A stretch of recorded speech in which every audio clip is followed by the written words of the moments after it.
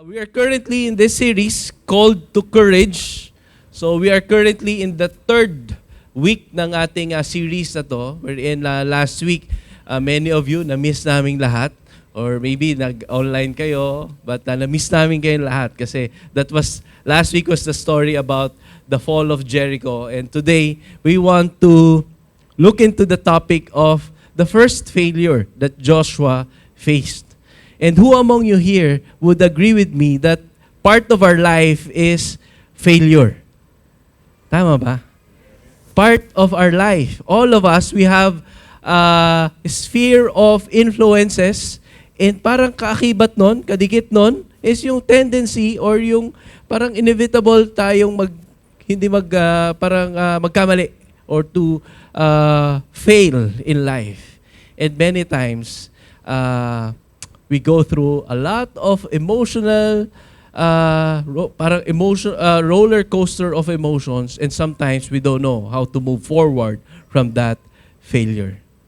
That's why today, we want to go through Joshua chapter 7 and Joshua chapter 8, so that as we read through the text today, we would understand what happened to Joshua, and hopefully, we would learn from his journey. I'd like to call Zabi to lead us in the reading God's word. Let's all stand on our feet.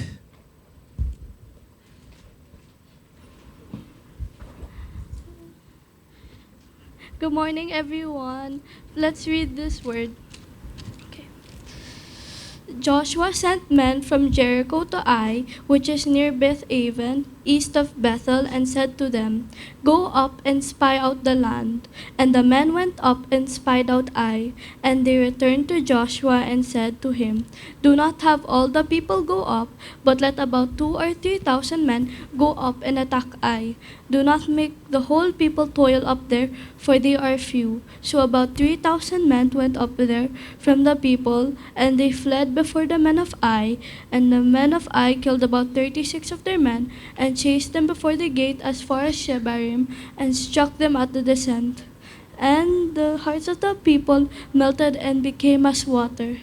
Then Joshua tore his clothes and fell to the earth on his face before the ark of the Lord until the evening, he and the elders of Israel. And they put dust on their heads. And Joshua said, "Alas, O God, why have you brought this people over the Jordan at all, to give us into the hands of the Amorites to destroy us? Would that we had been content to dwell beyond the Jordan. O Lord, what can I say when Israel has turned their backs before their enemies? For the Canaanites and all the inhabitants of the land will hear of it, and surround us, and cut us off our name from the earth. And what will you do for your great name?" And the Lord said to Joshua, "Get up, why have you fallen on your face?" And the Lord said to Joshua, "Do not fear and do not be dismayed. Take all the fighting men with you and arise. Go up to Ai. See, I have given your hand the king of Ai and his people, his city, and his land." This is the word of God. Let's pray. Heavenly Father, thank you for this day. I bless the preaching of the word and the preacher who's going to be preaching today. Lord, please prepare these people's hearts for the things that they will do. In Jesus' name, amen. Amen. All right, you may now take your seat. Thank you, Lord. Thank you, Zabi. So, to give us a review of what happened in the Israelites, yes, tama yun. Show that map. So, to give us a review, so in their journey of the Israelites, ito po yung ulat ng panahon. so as you remember, the last week we talked about the fall of Jericho. After they passed after nilang matawid or they crossed through the Jordan River, now nandito sila sa Jericho, and then the fall of Jericho, and then God instructed them after the fall of Jericho not to take all of the war loots from that destruction, from that the fall of Jericho. Now, doon nang gagaling. Doon magsisimula yung failure or the blunder that the Israelites experienced. In verse 1, it says here, "But the people of Israel broke faith in regard to the devoted things. For Achan, the son of Carmi, son of Zabdi, son of Zerah, and the tribe of Judah, took some of the devoted things, and the anger of the Lord burned against the people of Israel." You can see here the failure, how it started.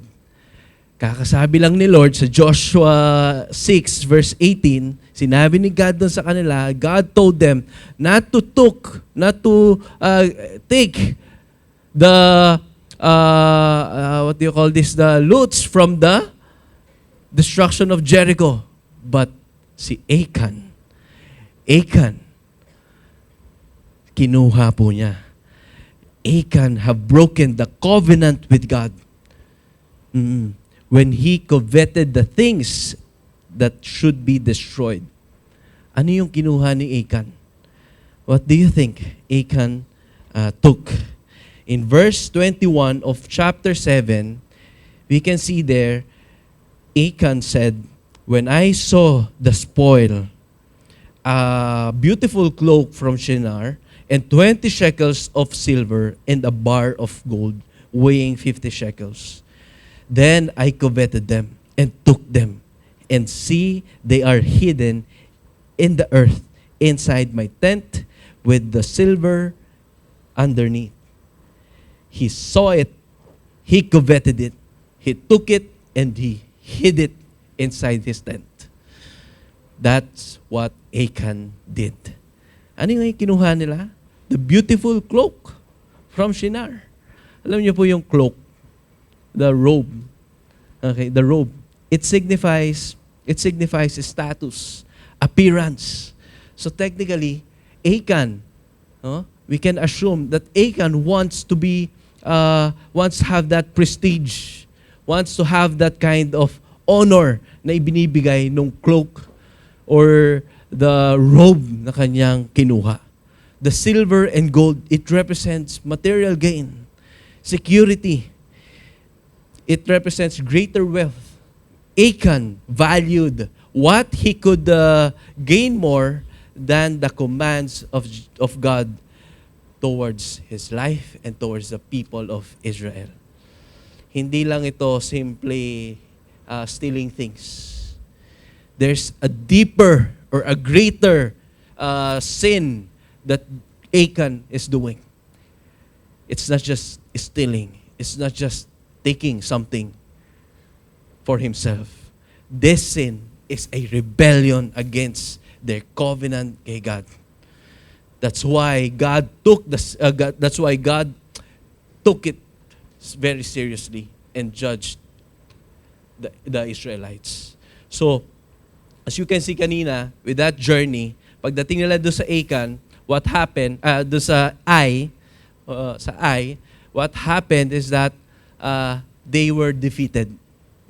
They were defeated by a smaller city, which is Ai. Okay? They somehow parang na-underestimate nila to. So, pagdating doon, natalo sila. And the worst part of that, 36 of their men died. That's part of the failure of Joshua. And the worst part is that 36 men was killed in the battle, 36 families, 36 fathers was killed in the battle, and 36 families yung nangulila. Ganon. And whenever we fail big time, who among you here would agree that we go through emotional meltdown? Right? We ask questions that we don't know the answer. Questions that are coming from frustration. Questions that are coming from, Lord, ginawa ko naman lahat. Diba? Ginawa ko naman lahat. Why is it happening to me? Joshua went through the same thing. Yun po yung binasa natin kanina. In verse 7, we can see here the question of Joshua. Why have you brought these people over the Jordan at all to destroy us? Bakit mo kami tinawid doon? God, bakit mo pa kami dinala doon? Para lang sirain kami. Kinwestiyon niya. Joshua questioned what God was doing. Dinala mo pa kami doon. Sisirain mo lang pala kami. Oo. Diba? Would that, the other part, would that we had been content to dwell beyond the Jordan? It's a statement that's saying that it's like a pour out of emotion, you know? Sinasabi niya dito na bakit pa kami dinala dito? Bakit mo pa kami pinapunta dito? Para lang ba sirain kami? Para lang ba parusahan kami? Para lang matalo kami? Para lang matay yung 36 men? And in verse 8, we can see there, he questioned again God. What can I say when Israel has turned their backs before their enemies? You know, sometimes we ask these questions, anong muka? What face should I bring to the people? He was too overwhelmed by the failure that he experienced. Sino dito nakaka-relate? Who among you can relate that whenever we face failures, whenever we face blunder in life, we go through emotional meltdown? Ako lang ba yun? Ako lang ba? Yes, sumagot kayo. Yes. so, lahat tayo. And if you will look at it, maintindihan sana natin. We can understand this. If Joshua himself is the one who failed, he doesn't have the right to ask that question. You're guilty of that. But Joshua was doing the right thing. Joshua was obeying God. Joshua was doing the command of God to conquer this land, to claim the promised land of Canaan to them. Joshua was doing the right thing, and then failure came sa buhay po niya. He was overwhelmed. That's why you can see there the frustration kasi ginagawa naman niya yung tama, pero that blunder or that failure happened. For some of us, even at work, diba, ginagawa mo naman yung tama, pero bakit nasa iyo yung sisi? Ba't ikaw yung pinagdidiskitahan? Peter, pakitranslate na lang. Bakit ako yung pinagdidiinan ng sisi, di ba? So, ang ending, we rush of fixing our own failures. We rush to quit the job without consulting the Lord. In our family, we rush, or we're saying that, Lord, our family is serving you. And yet, andito, ba't may sakit kami? Bakit andito yung pagkukulang na to? Bakit may problemang ganitong kinakaharap? Or sometimes we rush to accuse someone in our family and judge them without looking to the Lord. Or even in the church. Nagkakamali rin naman tayo dito sa simbahan. Tama ba? Oo. Sometimes in that failure, parang you feel that parang wala akong mukhang maihaharap na ngayon sa simbahan. Oh, for some usher, di ba? Ay, kayo kaagad eh. Naalala ko kasi yung parang nahihiya, parang kung ako yung magkakamali doon sa ginawa natin na communion element, the adjustment in the communion. Sometimes we fall short, or the music team, di ba, kumakanta tapos napiyok, ganon. Minsan parang anong mukha ang mayaharap ko sa mga tao? Minsan we have that lies in our mind that tells us that we don't have that kind of reputation anymore. Right? The emotional meltdown that Joshua was experiencing is not different from what we are going through. in our lives. So, the question that we want to answer, how can we have that strength and courage? Strength and courage. How can we find that strength and courage to move forward from a failure? We want to answer this with the life of Joshua.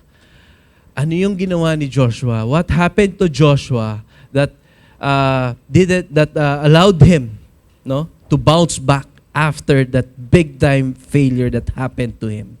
The first one is he ran to God and not away from the Lord.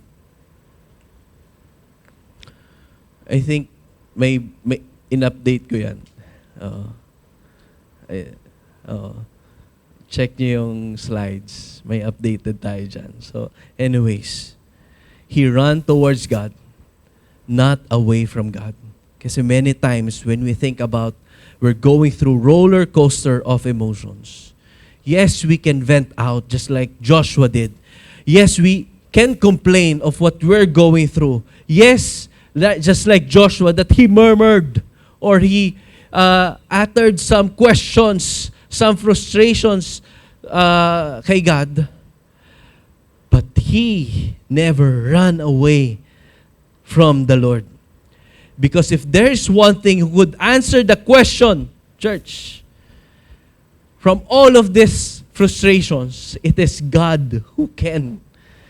It is God who knows why and what is the reason kung bakit tayo nakaka-experience ng failures in our life. In Joshua chapter 7, verse 6, then Joshua tore his clothes and fell to the earth on his face before the ark of the Lord until the evening. He and the elders of Israel, and they put dust in their heads, on their heads. Joshua's gesture after the blunder was he tore his clothes. He fell on his face down on the earth in front of the Ark of the Covenant, which represents the presence of God. And he put dust along with the elders, put dust in their heads. Alam niyo po yung expression na yon. Those were expressions of brokenness, mourning, deep distress. But here's the thing, it's an expression as well of humility and submission towards God. Pagpapakumbaba sa Panginoon. It's an act of honoring as well the Lord. Joshua bowed down and humbled before the Lord. He did not run away from God. He ran towards God. Many times during our failure, in the failures na kinakaharap po natin, kinakaharap natin, that's what we need to do. Because guilt will make you hide yourself. Parang gusto mo na lang itago yung sarili mo sa kahihiyan. Shame will isolate all of us. Tama ba?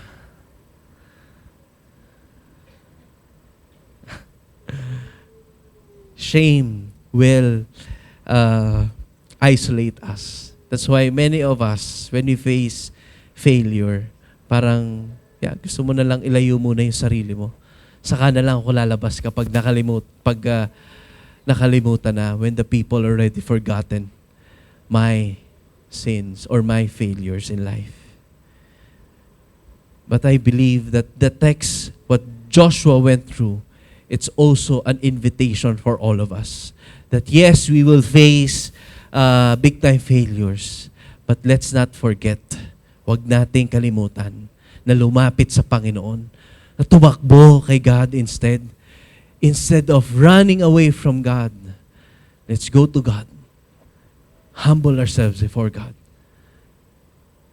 Ipahatid natin yung grieving natin kay God, yung frustrations natin towards God, because the only one who can understand our frustrations, our questions, is God Himself. Amen? What happened after that scenario? God answered. Sino dito gustong-gusto mo na kapag in your failure, in your frustration mo, gusto mong marinig yung very words ni God? Lahat tayo. All of us. So that's what happened to Joshua. He heard the voice of the Lord. So what happened? In verse 10, basahin ko na lang ng buo. In verse 10, the Lord said to Joshua, "Get up. Why have you fallen your face? Israel has sinned, and they have transgressed my covenant that I commanded them. They have taken some of the devoted things. They have stolen and lied and put them among their own belongings. Therefore, the people of Israel cannot stand before their enemies. They turn their backs before their enemies because they have become devoted for destruction. I will be with you no more unless you destroy the devoted things from among you. Get up, consecrate the people and say, consecrate yourselves for tomorrow, for thus says the Lord God of Israel."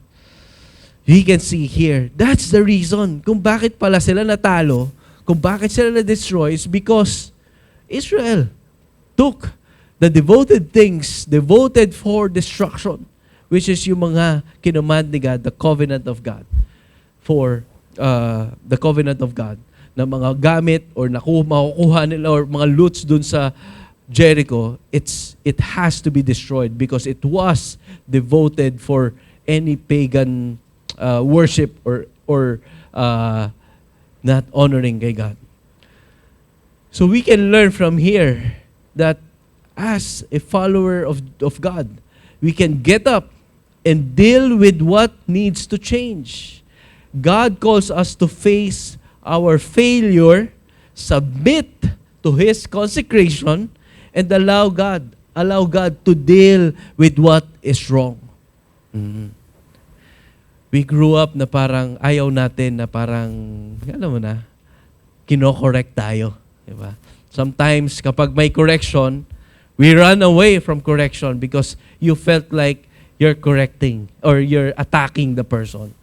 Oh, naalala ko tuloy, laging sinasabi sa akin ng wife ko, my wife keeps on telling me that, hindi, nakayuko siya. Ano kayo sasabihin nun? Sinasabi niya sa akin, hindi mo ako kaaway. Hindi mo ako kalaban. So in correction pala, no? It's a correction out of love.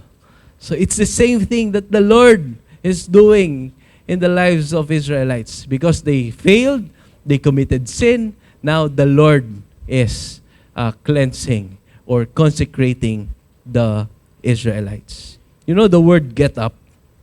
It means to rise, to stand, to move forward, to get up.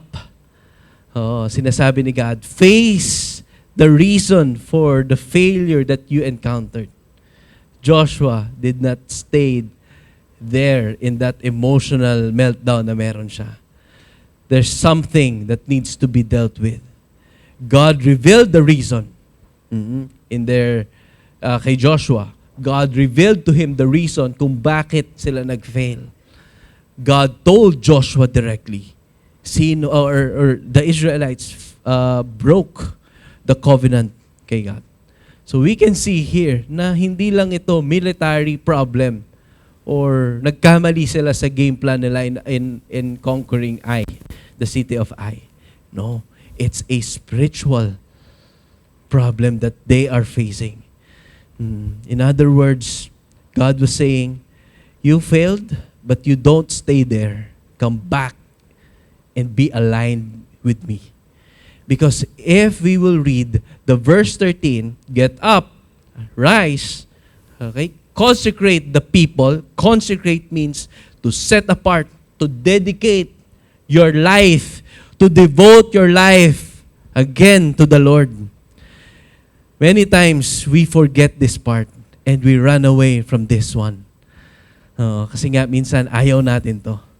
Gusto natin takasan yung correction or yung cleansing na ginagawa sa atin ng Panginoon. What happened in this failure is rooted from a sin. Sabi ko nga kanina, di ba, yung ginawa ni Achan, okay, it's a sin of rebellion. We have to think about this. In our lives, we cannot water down the effects of sin sa buhay natin. Okay? Because I believe the Lord will reveal to all of us in every failure that we're facing. Saan kaya rooted na sin yung failure na kinakaharap natin? My prayer is that the Lord will reveal it to all of us. Sin is never as small as we think. Pwedeng isipin ni Achan na ako lang naman yung gumawa nito. So akin lang tong kasalanan na to.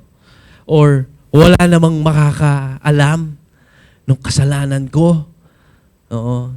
Meron bang nakarelate dun sa, siguro ako lang, yung flow of thoughts ko. Or maybe I'm the kind of person. And kayo, you're perfect. We can relate to this one. Diba? This sin that I did, this only affects me, my own life. If I fail, that's on me. Ako lang to. But it didn't. If you will look back the result of what Achan did, 36 men died. 36 men. Kapag nakapanood po kayo ng parang, ano ba ito, yung mga palabas ng mga soldiers. Ganon. Tapos, yung pain ng isang savior doon sa battlefield. Tapos lahat ng kaibigan niya na katropa niya namatay sa battlefield. Di ba parang it's hitting him so hard at ang hirap maka-move forward. Imagine the situation that Joshua is doing. All of them, they celebrated the crossing of the Red Sea, the Jordan River. All of those soldiers, along with Joshua, they celebrated when the fall of Jericho. And then now, because of that failure, those 36 men died. That's why we can see the emotional meltdown. His family was affected. God judged Israel. God judged Achan. He was stoned into death. And alongside with him is his family. What this part of the verses was telling us is that even our own sin, it affects the people that surrounds us. And this matters for us, families. We're putting our families there. We're dedicating our families there for the Lord. But we cannot play around with sin sa buhay po nating lahat. As families,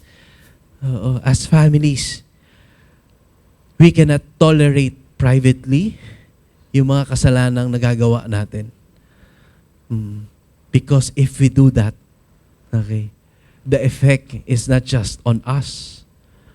It's also for the people that God entrusted us. That's why parents, I'm calling for the spouses here. What we tolerate privately sa buhay po natin lahat can eventually affect the people we lead publicly. The same thing when we, for example, adultery. Ang bigat nito, Jake, but bigat nito, no?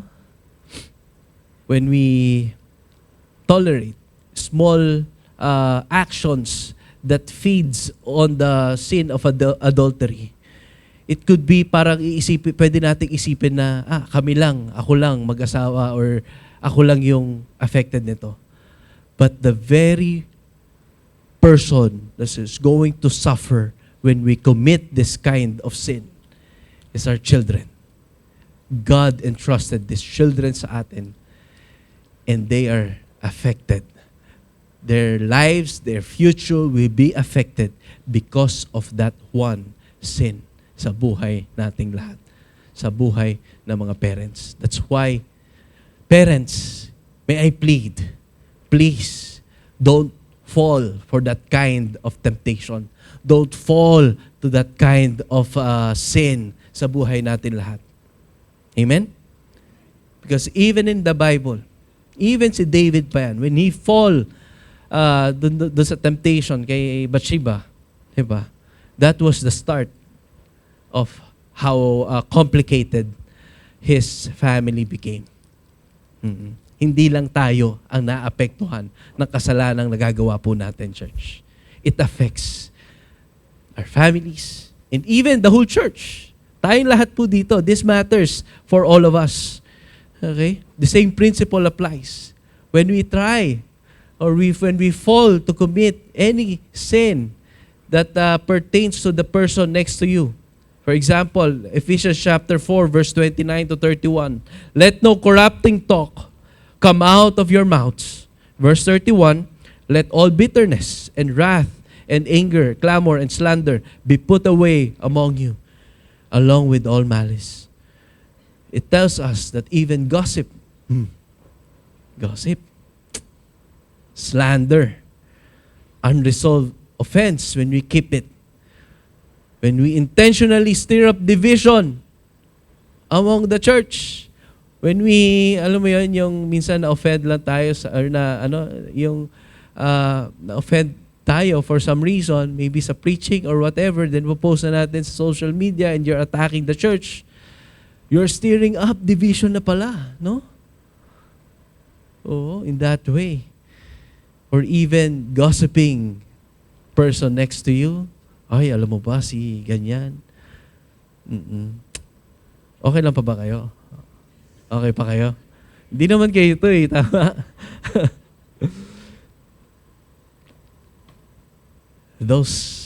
Even the words that comes out in our mouth. If we recklessly use the lips that we have, the mouth that we have, to attack the person, to do something against the life of a person, it can damage relationships, it can divide people, it can weaken the community that God has brought together. That's why I believe it's about time to check our hearts and ask ourselves, Lord, is there anything in my life that I am tolerating that is pulling me away from God and affecting the people God surrounds me with? We can ask these questions and check our hearts if we're tolerating any sin, any sin in our lives that directly damaging our church or even the people that God surrounds us with. Yung totoo, okay pa ba kayo? Yes, all right. Let me give you the good news. Hindi dito nagtatapos yung sermon natin. Here's the good news. We live under the grace of our Lord Jesus Christ. Yes, sin is serious and God, hindi niya tinotolerate yung kasalanan sa buhay natin. There are consequences in our sins, in the failures that we experience. But again, whenever we fail, we don't have to remain trapped in the condemnation that we face in that failure. The biggest failure, the biggest big time, there's not big time pa, the biggest failure that we could have in our life is the failure that is caused by sin sa buhay nating lahat. In Romans chapter 5 verse 17, for if because of one man's trespass, one man's sin, death reigned through that one man, Adam. He was talking about the sin that came from Adam. Much more will those who receive the abundance of grace and the free gift of righteousness reign in life through that one man, Jesus Christ. Yes, in our life, we face a lot of blunders, a lot of failures in our life. We commit sin. We fall towards sin. But Jesus Christ, remember, Jesus Christ gave His life so that all those people suffer from sin, can find that hope in their lives. Many times we fall, we melt down over the sins na nangyari sa buhay natin. And in the midst of sin, in the midst of failure, ang hirap makita ng hope. It's so hard to find that hope in our lives. Even if we try to get up, parang wala. Hindi tayo makamove forward. But again, church, we have to open our minds. We have to go back to what Jesus did for all of us. Because whatever sins that we had, this text, it tells us that through the grace of Jesus Christ, we can overcome whatever sin that we are going through. Whatever failures in life that keeps on telling us or keeps on condemning us that hindi mo deserve mapunta dito sa simbahan, hindi mo deserve yung pagmamahal ng Panginoon. Kristiyano ka pa man din, ginawa mo yan, ganyan. The grace of God. The grace of God. Yan po ang susi so that we can overcome that meltdown na kinakaharap natin every time we face that failure. And just like Joshua, after he was consecrated, after they responded to the consecration of the Lord restored them back to the very purpose of the Lord. Lastly, we can see here the call of God to rise and move forward in God's purpose. We don't have to remain in that failure because God had already dealt with whatever is the reason of that failure. In verse 1, Joshua chapter 8, verse 1, the Lord said to Joshua, "Do not fear, do not be dismayed. Take all the fighting men with you and arise, go up to Ai. See, I have given into your hand the king of Ai." Failure can produce fear and discouragement to all of us. That it discourages us to move forward and to tells us na paano kapag nagkamali ka ulit. It produces fear. But as we embrace what God is doing sa buhay nating lahat, we can find that courage and strength to move forward in every failures na kinakaharap natin. Your failure may explain yung fear and discouragement. But the Lord is saying sa ating lahat, do not stay on that failure.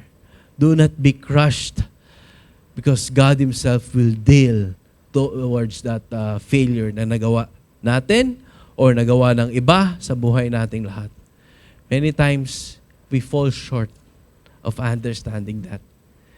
We fall short of understanding na in that failure na kinakaharap natin, may purpose pa rin ng Panginoon sa ating lahat. Hindi natigil po ang purpose ng Panginoon. Ibinabalik tayo ng Panginoon doon sa purpose ni God sa buhay nating lahat. So that's why we can see here in yung word ni God kay Joshua, arise, go up to Ai. In the very place that you experience your defeat, God is calling Joshua to get up, arise, bangon. Ganon. It's the same call that God is doing, that God is saying sa ating lahat. All of us, we face failure in life. And as we embrace, as we run towards God, as we embrace God's consecration in our lives, God is calling us to rise up, face it, because God has given these things into your hand. Let's all stand on our feet.